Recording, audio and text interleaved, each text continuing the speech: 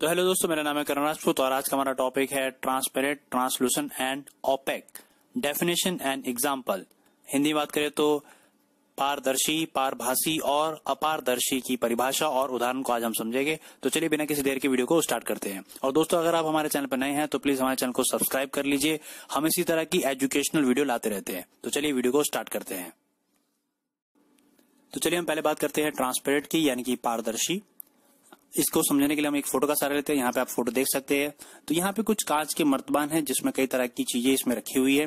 आप देख सकते हैं नमक है, लाल मिर्च है, जायफल है और भी कई प्रकार के मसाले इसमें आप देख सकते हैं।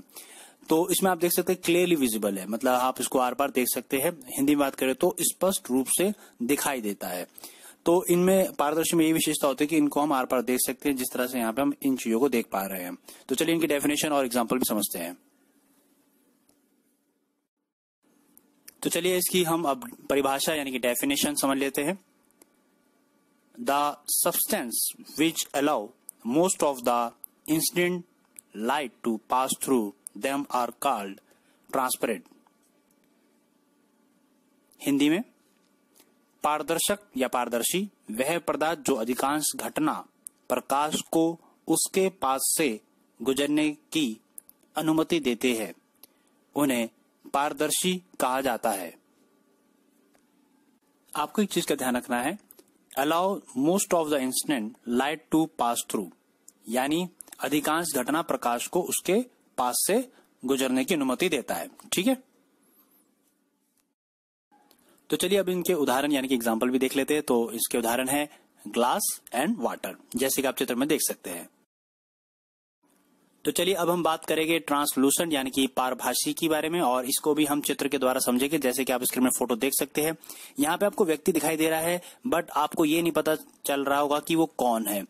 तो यानी कि visible but not clearly visible, जैसे कि आप देख सकते हैं। और अगर हिंदी में बात करें तो दिखता है परंतु स्पष्ट रूप से दिखाई नहीं देता है।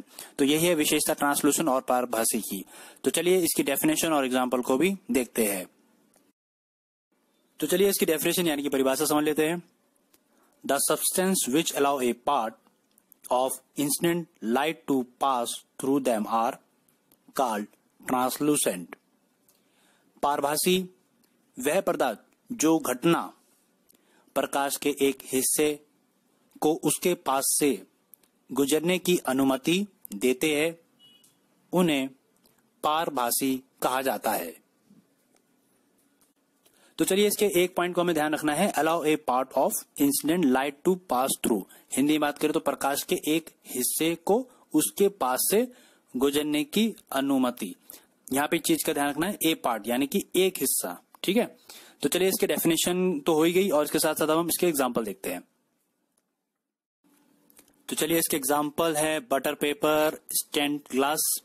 हिंदी में बात करें तो बटर पेपर रंगीन या धब्बे वाले कांच जो आपने देखे भी होंगे। तो आप इसमें चित्र में देख सकते हैं ये एग्जाम्पल। तो चलिए अब हम बात करेंगे ओपेक यानी कि अपारदर्शी। तो इसमें भी हम चित्र का सहारा लेंगे। जैसे कि आप देख सकते हैं कि यहाँ पे आप दीवार है और ये दीवार तो हमें दिख रही है परंतु उसके भीतर क्या है या इसके अंदर क्या है ये नहीं देख सकते, और इसीलिए इसको नो विजिबल या फिर दिखाई नहीं देता है। तो चलिए इसकी हम डेफिनेशन और इसके एग्जाम्पल को समझते हैं। तो चलिए इसकी डेफिनेशन यानी कि परिभाषा को समझ लेते हैं।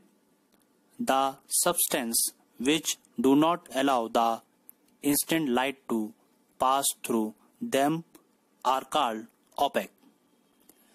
अपारदर्शी वह पदार्थ जो घटना प्रकाश को उसके पास से गुजरने की अनुमति नहीं देते हैं, उन्हें अपारदर्शी कहा जाता है।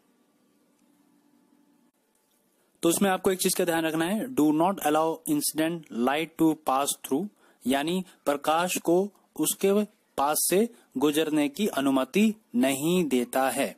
ठीक है, ये पॉइंट आपको ध्यान में रखना है। तो इसके उदाहरण है यानी कि एग्जाम्पल वॉल और वुड, जैसे कि आप चित्र में देख सकते हैं। आशा करते हैं कि आपको ये टॉपिक समझ में आ गया होगा।